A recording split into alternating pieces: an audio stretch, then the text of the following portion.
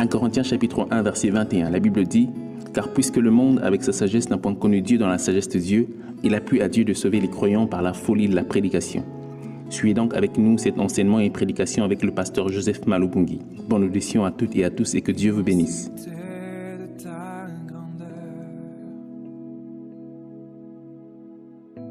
Me montre que je ne suis rien.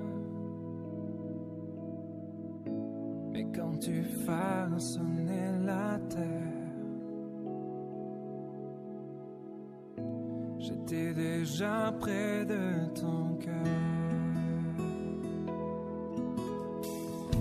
Tu m'aimais avant que je sois.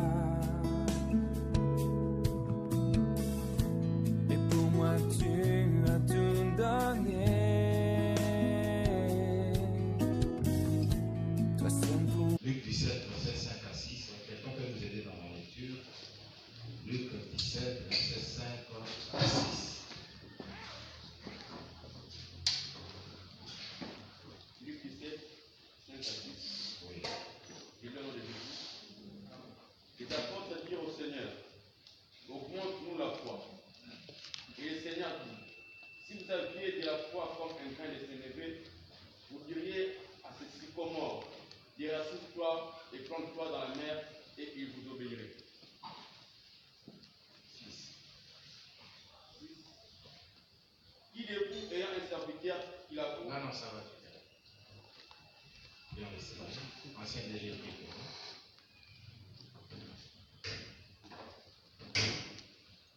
Seigneur, merci parce que nous sommes arrivés au bon moment où nous devons écouter ta parole. La parole déclare l'homme ne va pas seulement de cas, mais de toutes les paroles qui sortent de ta bouche, Seigneur. Ce soir, nous voici devant de toi. Nous te prions, Seigneur, par le touchement de ton serviteur Jésus, que tu nous parles, que tu puisses, Seigneur, étancher la soif de tout un chacun, que tu puisses nous rassasier.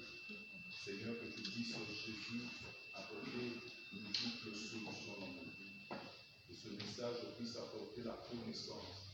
Que ce message puisse transformer les cœurs de vie. Que nous puissions vivre le miracle ce soir. Parce que tu es le même hier, aujourd'hui, éternellement, Seigneur. Loin ton serviteur, rempli de Jésus, de gloire, de ta connaissance, de ta puissance. De remplir de ta connaissance, de ta puissance, qui puisse parler de ta part. Et cette parole qui sortira soit esprit et vie, que puisse, Seigneur, changer nos vies. Tout ce qui n'est pas de toi, tout ce qui viendra pour déranger, Père, pour ce moment de la vie. Amen. Est-ce qu'on peut acclamer les Seigneurs?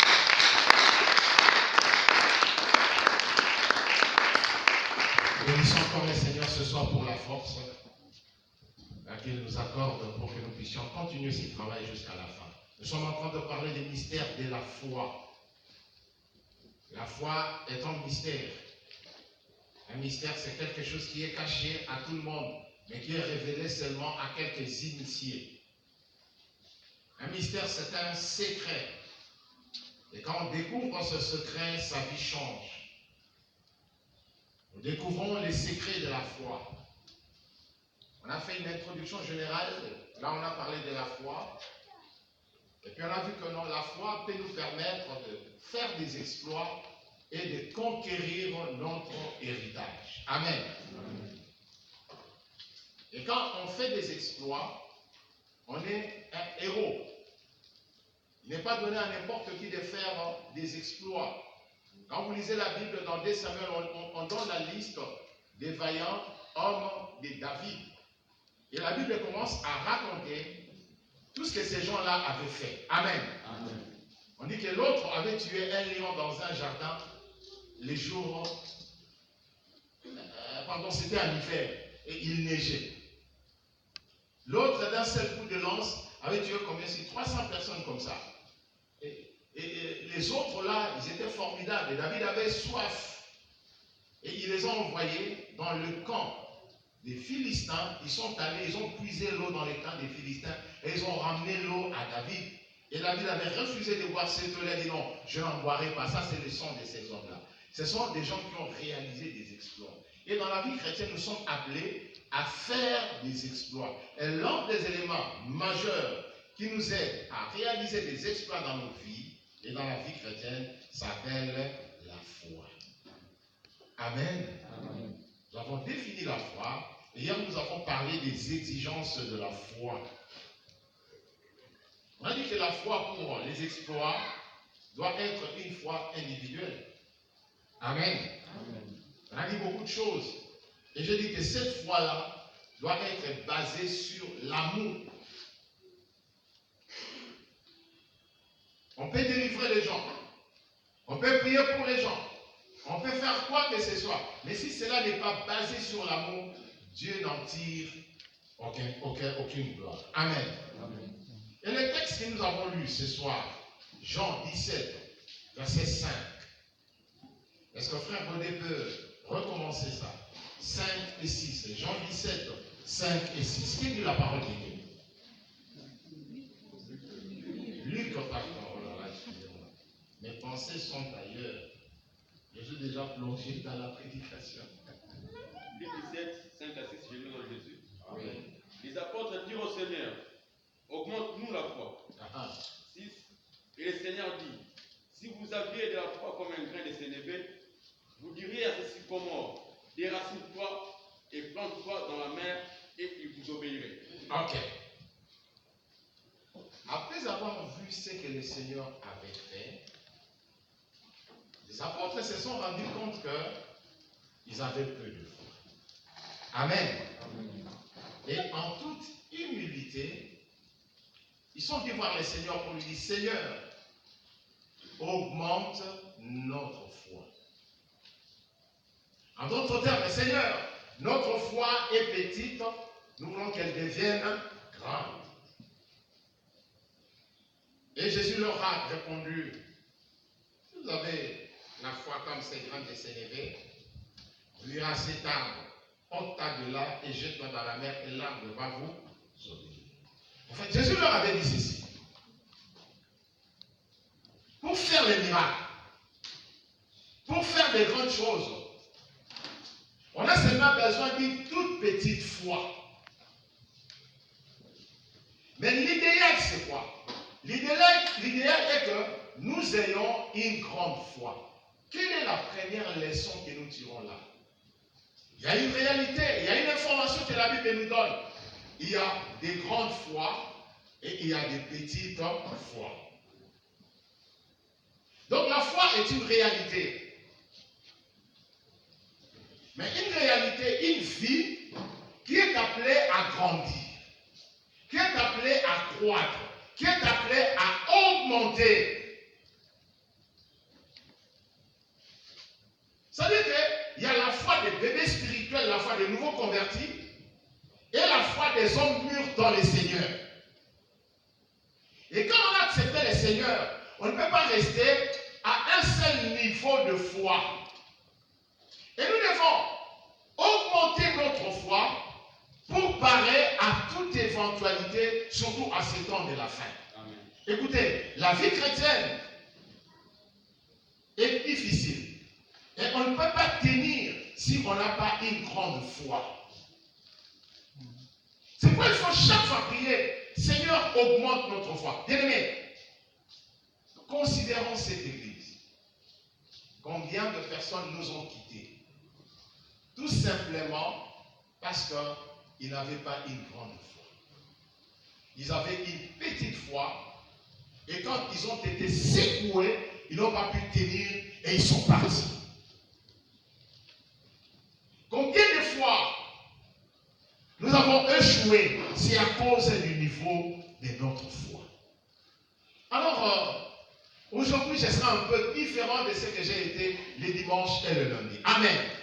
Je vais vous parler d'un mystère de la foi, parce que ça, c'est un tout.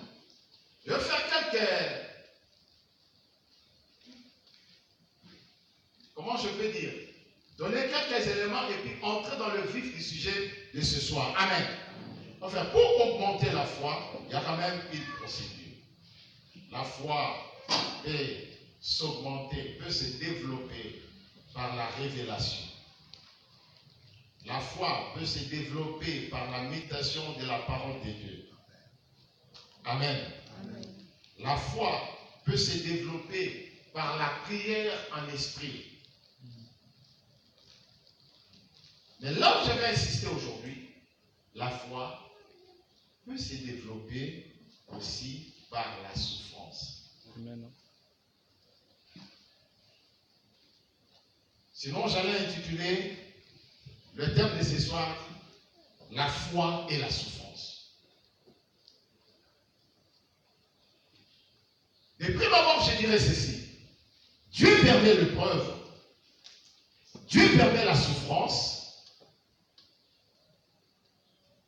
Dieu les permet pour purifier notre foi et la faire grandir.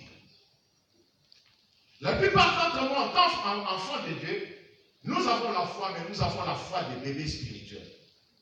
Et avec cette foi, nous ne pouvons pas tenir longtemps dans le Seigneur. Je lisais un livre. L'auteur de ce livre a donné un témoignage. Il a dit ceci. Il y avait un pasteur et sa femme aux États-Unis d'Amérique qui servaient le Seigneur. Le pasteur craignait le Seigneur, tout était bien. À un moment donné, sa femme a été frappée d'une maladie incurable. Bon, le pasteur n'a pas donné le nom de cette maladie-là. Une maladie incurable et qui n'avait pas de traitement. Après la femme, c'était ses deux enfants qui étaient aussi frappés par cette même maladie incurable et qui n'avaient pas de traitement. Le pasteur était choqué. Le pasteur était abattu. Le pasteur était découragé.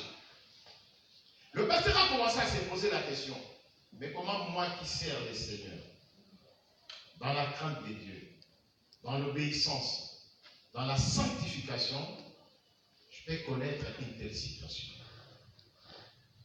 Et comme si cela ne suffisait pas, l'auteur de ce livre a dit ceci: la femme du pasteur s'est révoltée contre le Seigneur. Elle a refusé de prier, elle a refusé d'aller à l'église.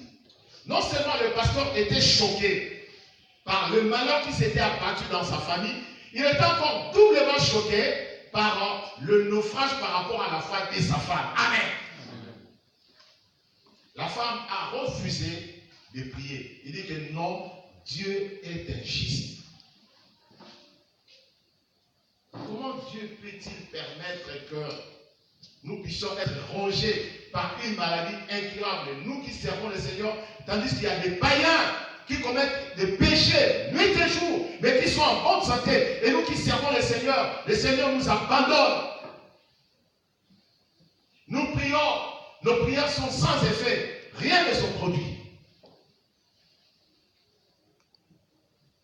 C'est la situation de quelqu'un ce soir. Parce que nous parlons du mystère de la foi. Amen. La foi peut nous permettre, jusque là nous sommes seulement à ce point-là. Demain nous allons avancer. Ok? Même aujourd'hui nous avançons. Ok? La foi peut nous permettre de faire des exploits et de conquérir notre héritage. Ok? On a fait 2 jours sur ça. Mais aujourd'hui nous voyons un autre mystère. La foi doit s'augmenter, mais la foi grandit aussi par la souffrance. Parce que nous avons besoin d'une grande foi, parce qu'à la fin, une grande foi produit des grands exploits, des grands miracles. Amen. Est-ce la situation de quelqu'un ce soir? Quelqu'un est-il prêt à abandonner l'église? Quelqu'un est-il prêt à insulter les pasteurs? Quelqu'un est-il prêt à abandonner son ministère parce qu'un malheur l'a frappé? Il y a plusieurs sortes de malheurs. Une maladie peut être un malheur. Nous voyons l'exemple de l'apôtre Paul. Il avait une écharpe au dos. Il a prié 3 fois le Seigneur. Le Seigneur lui a dit: ma grâce te suffit. Ma puissance se révèle dans ta faiblesse.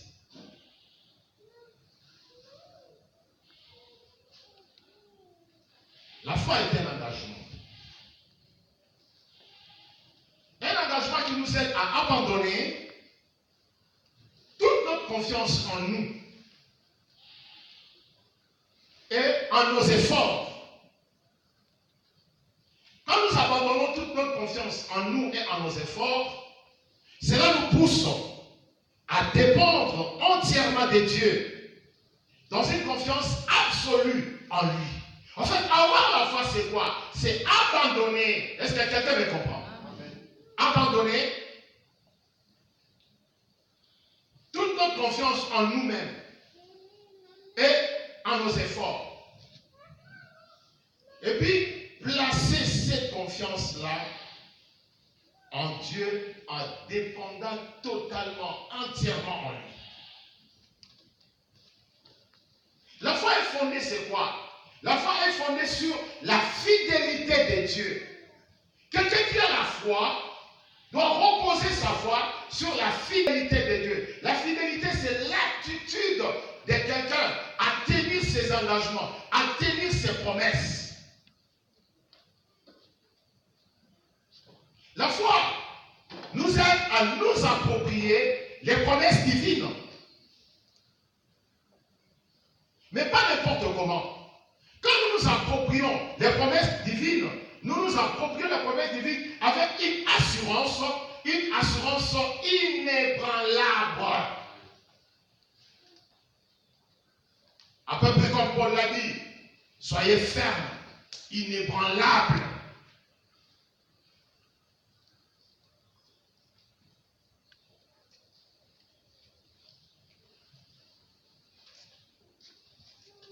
La foi est née en nous quand nous réalisons l'expérience de l'incertitude. Bien-aimé, est-ce qu'il est déjà arrivé un moment dans ta vie que tu es devant une incertitude?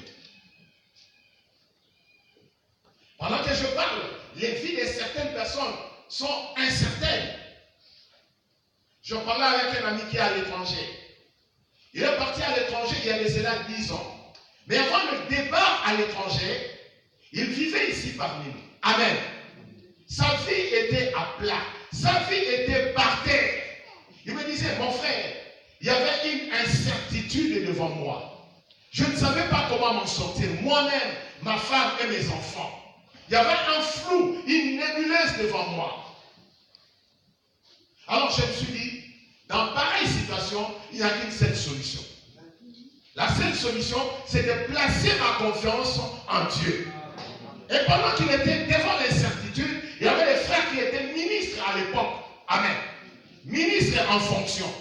Mais ces frères-là n'avaient rien fait pour lui. Il avait des relations. Ces gens-là n'avaient rien fait pour lui. Il avait une église, mais cette église-là n'avait rien fait pour lui. Et pourtant, il n'avait connu que déception sur déception avec son église. Amen. Une église qui ne s'occupait pas de lui socialement. Une église qui ne lui donnait pas un salaire satisfaisant. Une église qui ne faisait que les critiquer, les condamner. Et il y avait comme une armée de Satan au sein de l'église qui avait pour rôle d'attaquer les pasteurs, de fragiliser les pasteurs. Alors il me disait, pasteur, ma fille avait une incertitude. Alors, devant pareille situation, il m'a dit, il me restait une seule porte de sortie. Il y a ton voisin, il te reste une seule porte de sortie. Il me reste une seule porte de sortie. Et la seule porte de sortie, c'était quoi? Les Seigneurs. Alléluia. Quand il allait auprès du Seigneur, il obtenait un peu de peu, mais la souffrance le rongeait. Alléluia. Mais comme Dieu est un Dieu des miracles, vous savez, la foi, quelqu'un qui a la foi n'échoue pas. Même si les événements font voir qu'il est en train d'échouer, mais en réalité, il n'échoue pas. Parce que quand on met sa foi en action, déjà les miracles se font. Combien de fois dois-je répéter cela? Quand Jésus avait maudit les figuiers, le feuille n'était pas devenu sèche immédiatement, mais la parole de Dieu, de Jésus, avait déjà commencé à produire des effets dans les figuiers. C'était seulement une question de temps, c'était seulement une question de minutes, une question de secondes. J'ai dit à quelqu'un qui a la foi, depuis que nous avons commencé ce travail, les dimanches, la parole que nous avons prononcée, les prières que nous avons faites ont déjà commencé à faire des effets. Ce n'est qu'une question de temps, ce n'est qu'une question d'heure, ce n'est qu'une question de minutes, ce n'est qu'une question de secondes. Et je te dis, le lendemain matin, quand tu repasseras par là, tu verras que tout est fait. Alléluia. En fait, c'est l'expérience de l'incertitude qui produit aussi la foi en nous. Et un auteur a dit ceci. La foi, et j'ai aimé ça quand j'ai lu ça, cet auteur, il a dit, la foi nous conduit à des autoroutes qui donnent les vertiges à notre raisonnement. La foi nous conduit à des autoroutes qui donnent le vertige à notre raisonnement. C'est-à-dire que la foi nous amène dans des situations qui dépassent notre raisonnement, qui dépassent notre entendement. Celui qui les croit dit Amen. Amen. Celui qui les croit dit Amen. Amen. Tu peux être là, on t'a caricaturé, on t'a indexé, on t'a plaqué contre un mur. Mais toi, avec ton Dieu, tu as un secret. Et ce secret-là, c'est la foi et la confiance que Dieu a placée sur le Seigneur. Et quand tu as la foi et la confiance sur le Seigneur, tu sais que Dieu est fidèle. Et celui qui a la foi s'approprie les promesses de l'avenir. La foi, c'est comme un saut, c'est comme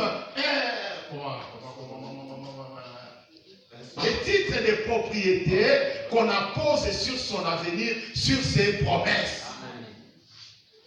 Ça veut dire que tu n'as pas de voiture, mais tu te considères que j'ai déjà la carte grise de cette voiture-là par la foi. Amen. Tu n'as pas de parcelle, mais tu crois que tu as déjà les certificats. Comment on appelle ça? Quoi? Non, les livrets, pas non. Voilà, on appelle ça, les livrets, c'est trop bas. La fiche parcellaire, c'est trop bas. Les summums, c'est les certificats d'enregistrement qui est inattaquable après sur 2 ans comme ça. Amen. La foi, c'est comme si tu as déjà ces certificats d'enregistrement inattaquables. Tu l'as et tu te l'appropries. Et bien aimé, si vous voulez que nous fassions de grands exploits dans nos vies, dans notre église, dans nos ministères, nous devons avoir la foi. Amen. Sans la foi, nous n'avancerons même pas d'un pas. Sans la foi, nous ne ferons rien. Nous allons tourner en rond. La différence entre un homme de foi et un homme qui n'a pas de foi, c'est quoi? L'homme de foi fait des progrès. L'homme de foi reçoit le miracle. Mais celui qui n'a pas de foi ne voit rien, n'entend rien, ne sent rien. Pourquoi? Parce qu'il tient compte de ses sens. La foi va au-delà du raisonnement humain.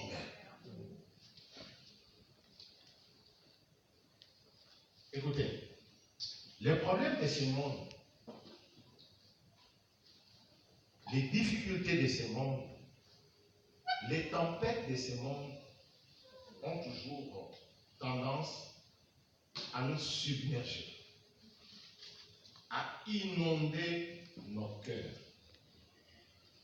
Ce soir, je sais qu'il y a des gens qui sont submergés par des problèmes.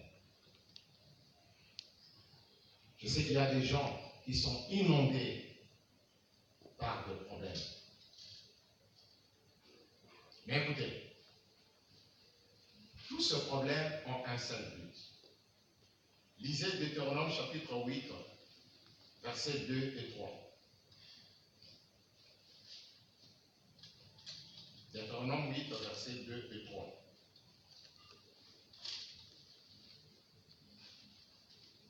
Deutéronome 8, versets 2 et 3. Que dit la parole de Dieu? Deutéronome 8, 2 et 3. On peut les 4 aussi. Souviens-toi de tous les chemins que l'Éternel, ton Dieu, t'a fait faire pendant ces 40 années dans le désert. Oui. Afin de l'humilier et de t'éprouver. Lentement, Godé.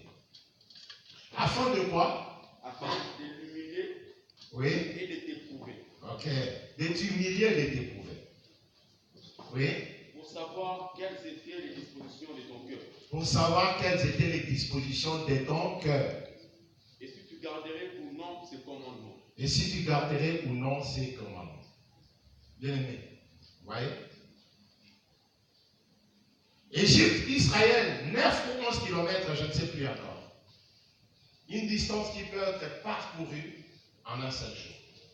Mais comme il y avait des femmes, il y avait des enfants, des vieillards, des malades, on peut exagérer. Une distance qui peut être parcourue en une semaine. Ok? La route était connue. Parce que ce sont des contrées qui se fréquentaient. Vous lisez dans la Bible, Abraham avait fui la famine en Égypte. Vrai ou faux? Ok? Même Jésus-Christ, notre Seigneur, l'avait fui. Hérode ou Égypte. Mais Israël a fait 40 ans. On a avancé plusieurs raisons. Oh, c'était à cause de ça. C'était à cause de ça. C'était à cause de ça. Mais ici, Dieu lui-même s'accuse. Entre guillemets, bien sûr. Dieu lui-même se dévoile. J'aimerais bien que Dieu se dévoile dans la vie de quelqu'un ce soir. Que Dieu se révèle dans la vie de quelqu'un ce soir. Il a dit, souviens-toi du chemin que je t'ai fait parcourir. C'était pour t'humilier. En d'autres termes, pour te briser. Et pour connaître les dispositions de ton cœur. Aïe, aïe, aïe. Qui peut accepter pareille chose? Nous, les messagers, nous sommes témoins de ça. Nous avons des grandes promesses. Mais à peu près comme les enfants d'Israël, nous sommes en train de tourner là dans les déserts pendant 40 ans. Et je comprends, c'est pour nous briser. Amen. Quand on est passé par le brisement, on peut bien supporter l'élévation. Si on ne passe pas par l'ébrisement, quand l'élévation vient, on ne supporte pas, on tombe. Amen. Même si apparemment les gens te voient fort, patati, patata, mais peut-être en secret, tu es déjà tombé. Et je connais beaucoup de grands, entre guillemets, ici dans la ville, qui sont déjà tombés, mais ils sont encore au sommet de leur gloire. Quand tu es un pasteur, Dieu t'a élevé, et tu vas dans la périphérie de la ville avec les filles pour aller boire du vin là-bas, tu ne me diras pas que tu es debout dans le Seigneur. Hein? Amen. Amen. Pour t'humilier. Et pourquoi? Pour connaître les dispositions de ton cœur. Bien-aimé, personne ne connaît son cœur mieux que Dieu. Dans cette église, personne ne connaît le cœur de frères et de sœurs plus que Dieu lui-même.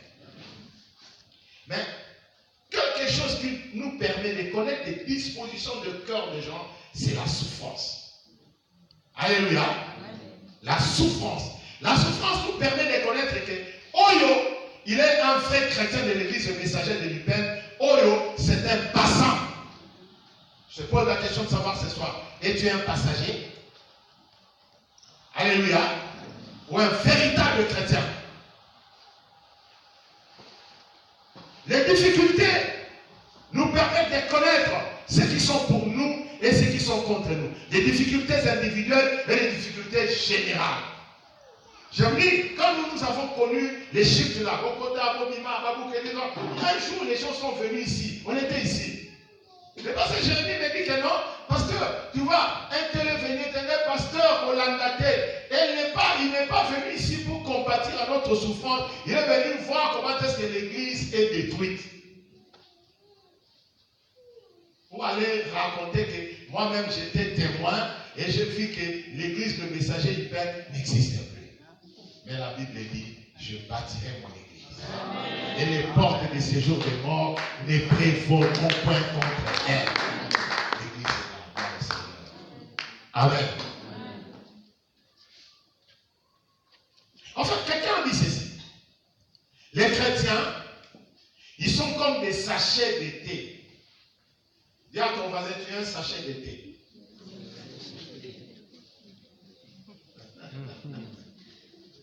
Ah, c'est moi qui ai la vacance. Tu es un sachet de thé. Dis à ton ton voisin, tu es un sachet d'été. Ah, il refuse. Moi, je suis un sachet d'été. Alléluia. Amen. Mais cet homme-là, c'est un grand homme de Dieu. Et les chrétiens sont comme des sachets d'été. La saveur. Et les sachets d'été ne sort que quand tu prends ces sachets, tu le places dans l'eau chaude. Amen. Ah voilà, tout le monde dit maintenant que tu sais un sachet. Est-ce qu'on peut acclamer les Seigneurs? Donc les chrétiens sont comme ça.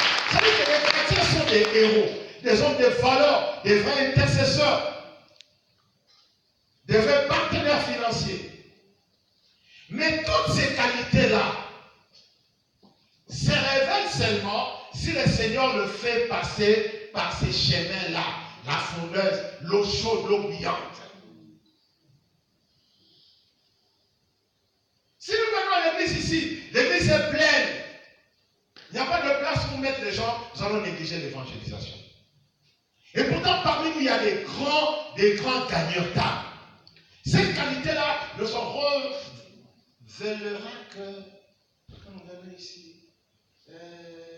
Alors là, les grands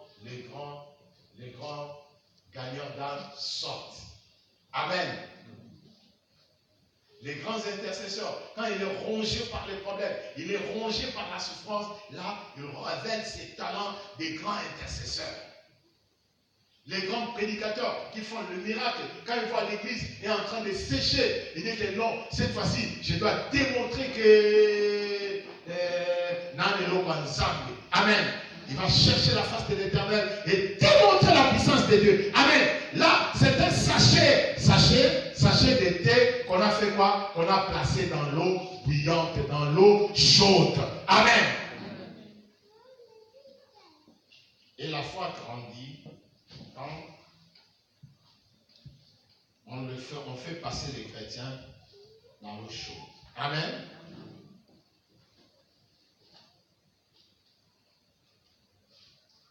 Vous savez, deux fois, Dieu permet que nous soyons bousculés pour que nous apprenions à ne pas compter sur nous-mêmes. Mais que nous soyons des gens qui comptent sur le Seigneur. Vous savez, la foi est essentielle dans la vie chrétienne parce que la foi élargit notre perspective au niveau de la vie et